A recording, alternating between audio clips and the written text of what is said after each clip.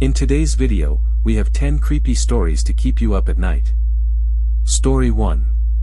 It has been a very long time since I have visited YGS, and had someone not reached out to me via FB, I am not sure I would have returned, but here I am, and a big thank you to the individual who reached out to me. 2024 was not a good year for myself or family. In January we saw the passing of my mother. Her health had been in decline, heart issues, and was in assisted living in the Dallas, Texas area. In May we received the midnight phone call that wakes you from your peace. My oldest son, Lawrence, had collapsed at work. He worked third shift, overnights, at a local floor and decor, and was pronounced dead at the scene. He had suffered a bilateral pulmonary embolism. My father-in-law, whose health was failing, type 1 diabetes complications, moved in us in June. By the first week of August he was placed on home hospice and passed away later that same month. Yes, he passed in my house. In the year since, some odd things have happened either to individuals in the household or within the house itself. First, when home alone I hear someone moving upstairs in my son's old room. I played it off as it being our dog, a 13 to 14-year-old 50 to 60-pound husky with a bad hip, only to realize he was at my feet as I sat on the couch. A quick cat check shows that both of our cats are also in the living room with me. Second, each family member has felt Lawrence's presence at one time or another, up to and including hearing his voice saying something. Not sure if this is just us remembering how he would speak with us or if he is actually interacting with us still, but it's defiantly his sarcastic/snarky type comments. Third, not sure how people feel about seeing individuals that have crossed over in their dreams, but my wife has had two very vivid dreams about Lawrence. She describes them as feeling real. The first one, he was comforting her because he had passed away. He assured her that he was needed on the other side. The next day is when we received the coroner's report detailing what had caused his death. A pulmonary embolism is enough to take someone. He had suffered a bilateral, one in both lungs, pulmonary embolism, and there was nothing that could have been done to prevent it. The other dream she described was just as real, but he was simply comforting her. At least that's all she could remember about it. In today's video, we have 10 creepy stories to keep you up at night. Story 2. I have lived in Hokkaido for 10 years. A few days before the event, I visited Nibutani, a village where the Ainu people preserve their culture and traditions. An elder told me about Kusaru, a spirit said to live deep in the forest and watch those who enter. He explained, Kusaru doesn't chase people, but it watches carefully. If someone is careless or disrespectful, it takes more than just fear. The name Kusaru means face peeler in the Ainu language, referring to the spirit's dangerous nature toward those who show arrogance or disrespect in the forest. Before I left, the elder taught me a prayer to say if I ever felt the spirit nearby, Kamui Seppasui. This means, Spirit, please return to your home. The Ainu believe that spirits called Kamui live in all parts of nature, animals, plants, rivers, and the wind. While hiking alone in the Hidaka Mountains, the air suddenly became cold. All birds singing, wind rustling, leaves stopped completely. Then, I saw a dark shape moving slowly between the trees. It was too large and moved too quietly to be a bear or any animal I know around. At that moment, I felt a heavy pressure and had difficulty breathing.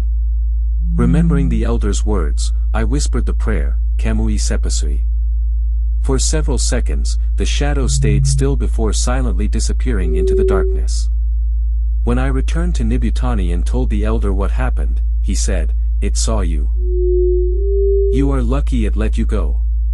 Since then, I have avoided walking alone in that part of the forest. The silence and shadows are not just empty, they feel like something is watching.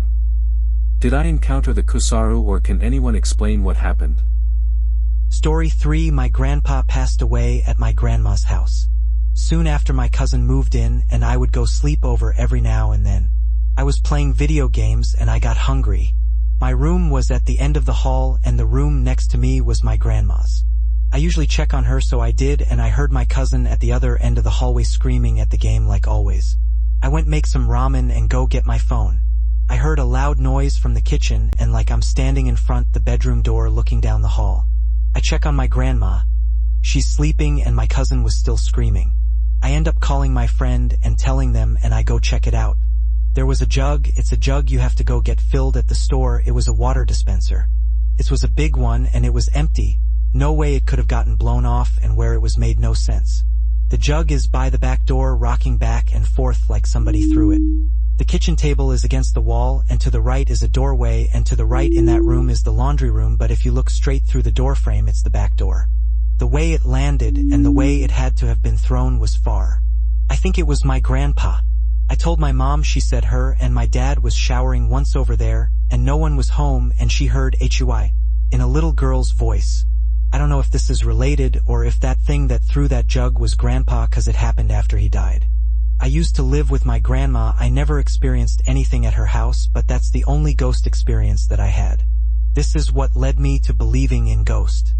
Story 4.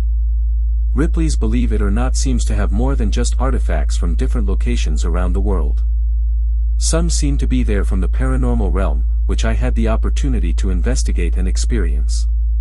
Just like at the old jail, you go through a little bit of an introduction, a run over of the gear that they have to let you use, then you are released to investigate the building. I was not expecting all the activity that we had the opportunity to witness, and it definitely itched the scratch of wanting to get some interactions to see if there was paranormal activity. This location gave more EVP evidence than anything else. Which part of it was receiving the name Steve a few times. Then there was a time frame where it said, switch, which I was there with a friend, and asked if it wanted me to hand the spirit box to my friend, which we received the response, yes, and it then proceeded to whistle at him a few times. At this location, we were not receiving very many spirit orbs, but was a lot more heavy on the voice phenomena when we were asking questions. Now the one time that I had some concern was mentioning that I was going to go downstairs, and got a very heavy, deep, angry sounding "no" response through the spirit box, which, much to say, I did not go downstairs at that point. Then towards the end of the investigation, we were standing in one of the exhibits and received the response, die, or, will die, and at that point my buddy as well as myself were like, nope, we are stepping out of this room and going elsewhere.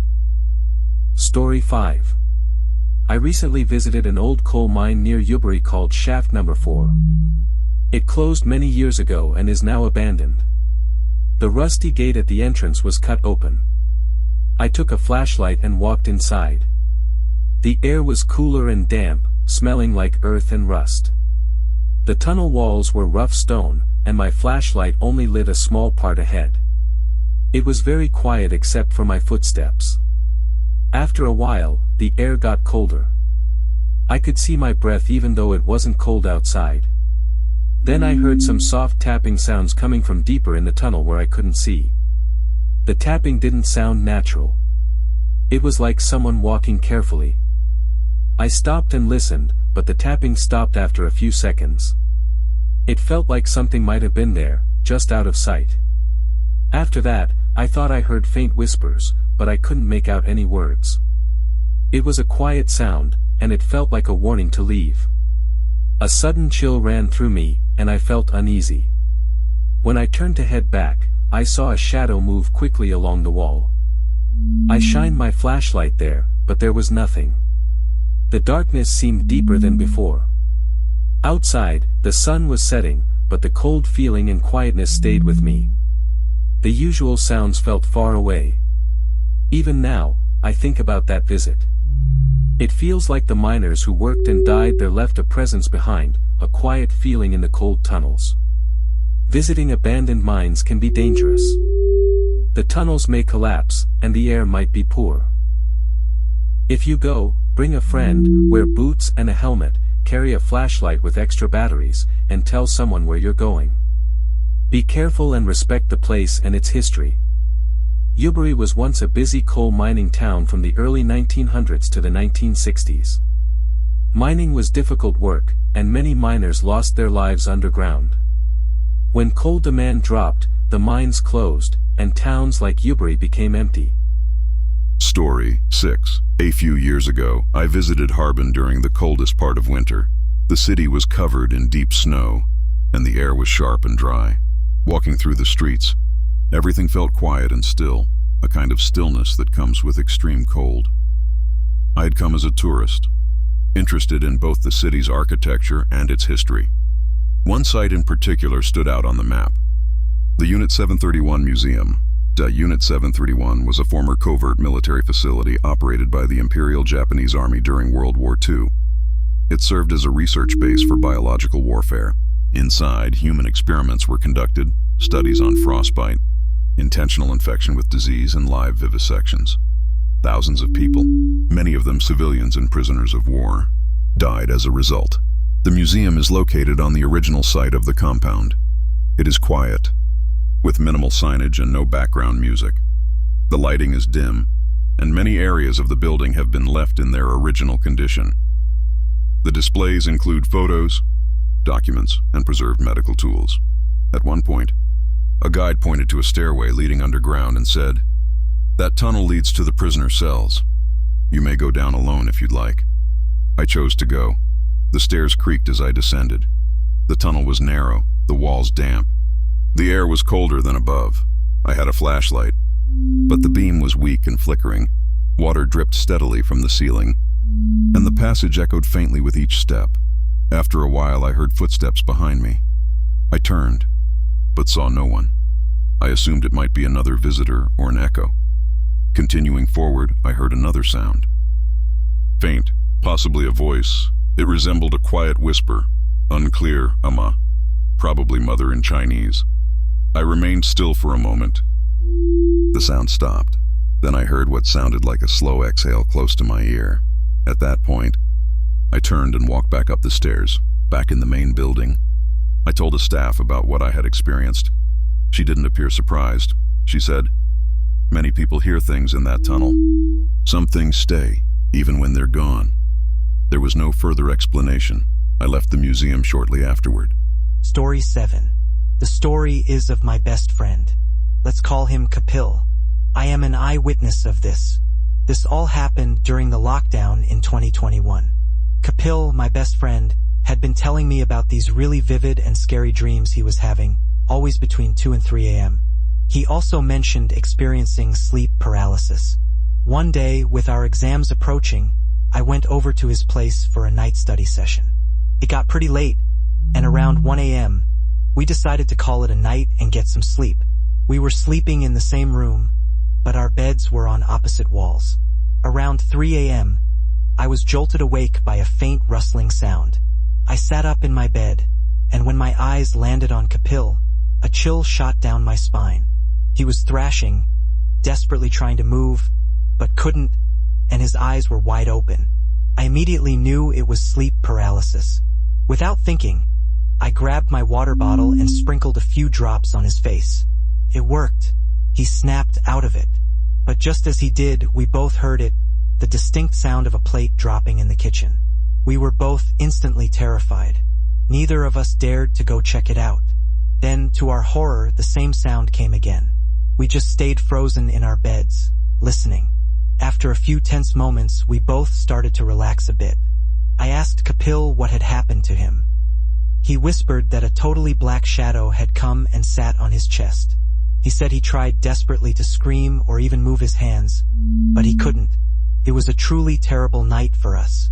After that night, I never tried to sleep at his home again. Kapil later told me that he continued to experience such incidents. Now he's in the UK, so I don't talk to him as much about it, but that night is something he'll never forget. Story 8. The story I am about to tell happened to me about 15 years back. It all happened when we were living in a house in Panapitia. I used to work for a media company, and we would have to work very odd times. Sometimes early in the morning we would start work and come back home again at midnight, and it goes on like that. One night I finished work and came home around 12:30 a.m. My bedroom was like an office room in the house. I jumped at the idea of taking it since there was a door I could go out to the garden in our backyard. I had just started smoking cigarettes and no one in my house knew about it at the time. I have to say I see a lot of unexplainable things and am scared to the bone, but still very curious, and am very much used to all ghost and evil stories thanks to my grandparents. They would sit us, some of us who show we are brave enough to listen to all what they have experienced in their lives with the dead.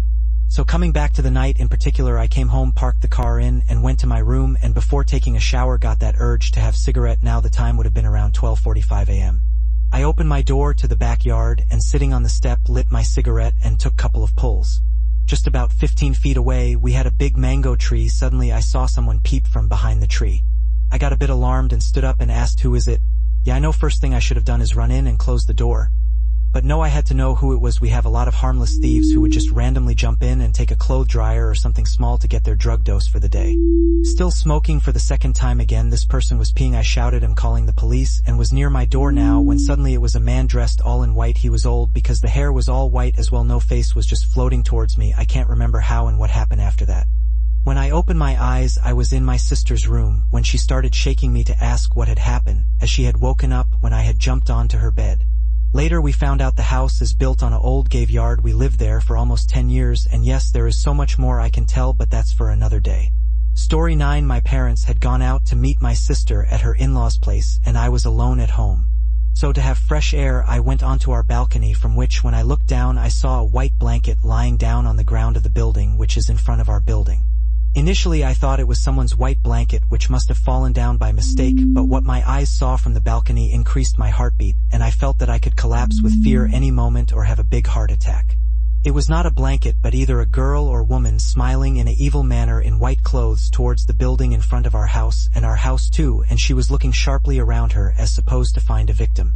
I hid down in fear of getting caught in her ghostly clutches and came back inside my house. Suddenly the atmosphere in my house turned evil and our TV power went away along with the electricity, of course. I started trembling with fear badly and tried to sleep, but now I started feeling that someone in the kitchen was watching me with an angry look as if it could kill me any moment. Although scared, I went inside the kitchen to look as I felt something or someone was there, with my torch in my hand, and came back empty-handed and tried to sleep, but no use, as I had the same feeling of being watched continuously by someone in a very angry manner, as I have previously mentioned before itself, that it could kill me. I couldn't sleep that night and finally went to sleep at 4 o'clock in the morning, and my parents arrived at 8:30 in the morning. I told my mother about this incident, and she dismissed it, saying that better ignore such evil things and focus on yourself. Many years have passed, but I still wonder what the woman was and what was watching me angrily in our own house, whom I felt wished to kill me despite me seeing completely nothing, is a question that still continues to puzzle me until this date. I am waiting eagerly for your valuable comments and opinions on this story.